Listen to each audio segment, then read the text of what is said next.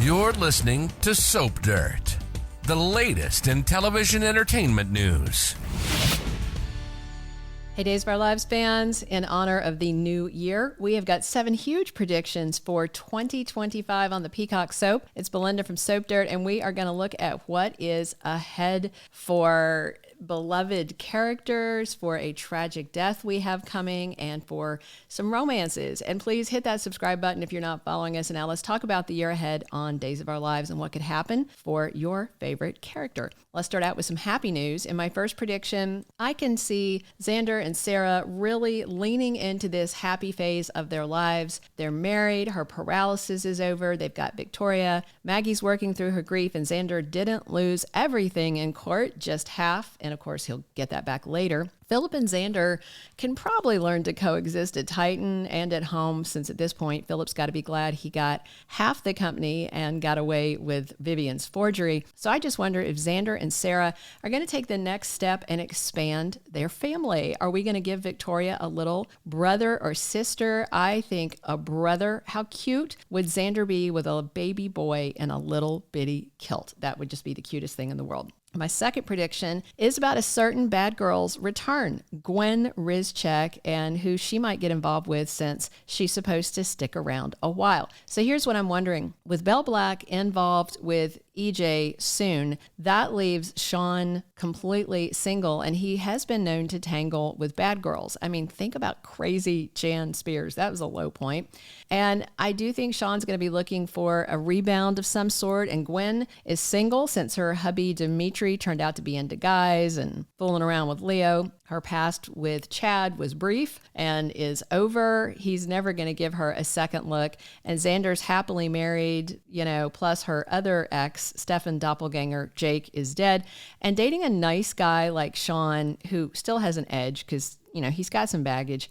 That might help rehab Gwen's image as she is back in Salem trying to get close to her dad, Jack, again, who has totally written her off as of now. Our third prediction is about some of the messiness ahead for Chanel and Johnny. The secret of his night with Joy Wesley is going to come out possibly in the new year, possibly at New Year's. And I'm recording this a little before their party, so we'll see. And I expect she might split with Johnny for a hot minute. And it does look like Alex is going to sleep with Joy soon, also around New Year, but they don't seem destined for romance. This may be just some kind of drunken one-night stand New Year's Eve mistake.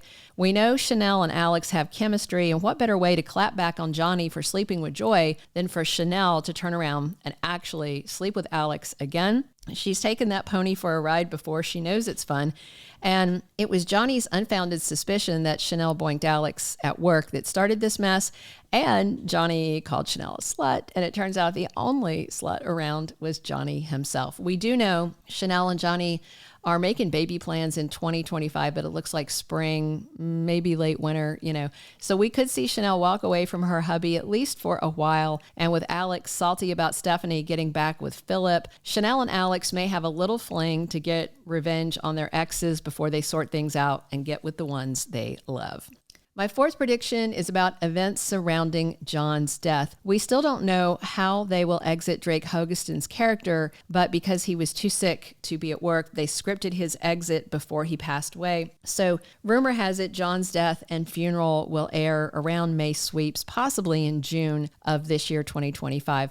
That leaves Marlena with a gaping hole in her heart. In her life, she's grieving her soulmate, but you know what? She had another great love, and that was Roman Brady. And of course, he is married to Kate Roberts, but you know what? She's keeping a hell of a secret from him, the whole Vivian forgery and Philip lying to get part of Victor's estate and screw over Xander. Once that mess comes out, and we all know that it will, I just can't see Roman looking very kindly on Kate, and it may trigger a split for him and his wife.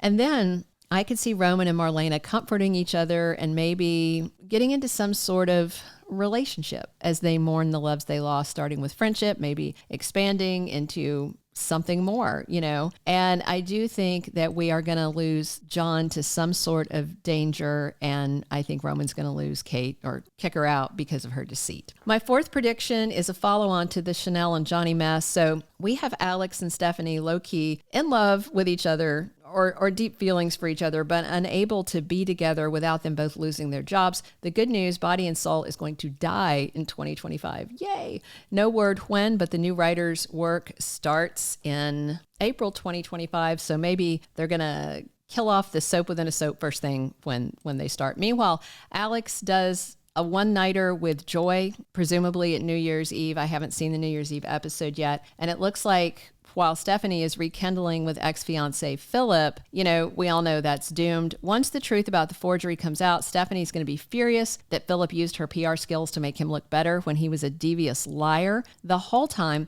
That should end Stephanie and Philip, and so I think we may get later in 2025 a huge Stephanie and Alex reunion. If they're not working together, then the path is cleared. Maybe one that sees them getting engaged or possibly even married by the end of this year. My fifth prediction is that Ava and Brady get a real shot at romance. I'm enjoying watching Brady's affection for her grow. And, Ava's a little gun shy. She doesn't have a great track record with men. She's got daddy issues since her Vitali Pops was a madman who did terrible things and messed with her mind.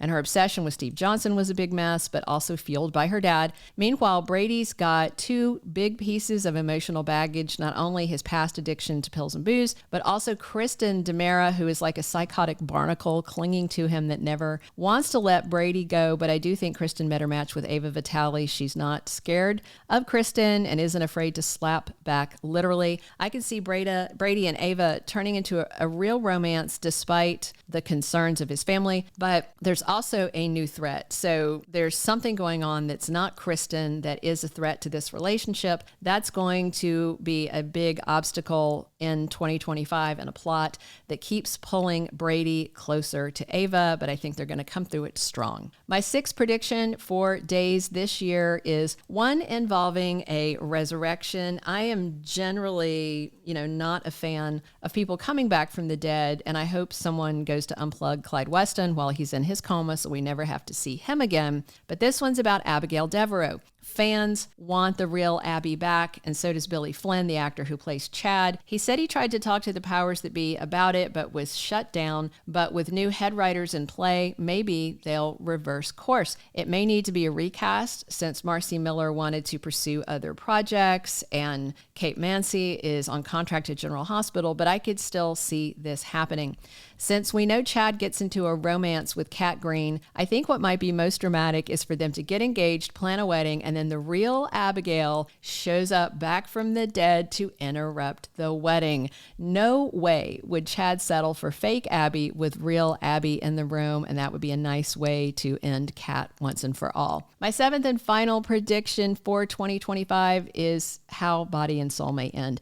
They need a reason for it to die a painful death. We already have the cupcake poisoning in effect and Leo script leaking. Hattie Adams, is wrongly blamed for both. She's back, she's mad, but let's face it, Hattie's also not the brightest bulb in the shed, and she has denied all of this, and I don't think either one of these were her work. The script leak, I fully believe, is that guy Carrie, who was that lady whistleblower superfan who had access to Leo's room, but I think what might be the cupcake culprit who also takes down the soap could be crazy Whitley King. She's supposedly back in 2025. She was a passionate fan of Body and Soul and completely and totally bat crap crazy. I could see her doing drastic things like being the one to set up Bonnie's upcoming fall down the elevator hatch and other misdeeds because she's mad that Kate and Abe got the rights to the soap and turned it into basically community theater with none of its original fabulous stars. If Whitley destroyed the set, attacked the stars, and went totally postal on the whole production, maybe they'd give it up. And that would be a huge win for everyone, especially Days of Our Lives fans. Thank you for being a loyal listener. Follow us wherever you get your podcast, because you don't want to miss the next episode. Soap Dirt is on all the major podcast platforms, including Apple Podcast, Spotify, iHeartRadio, and more.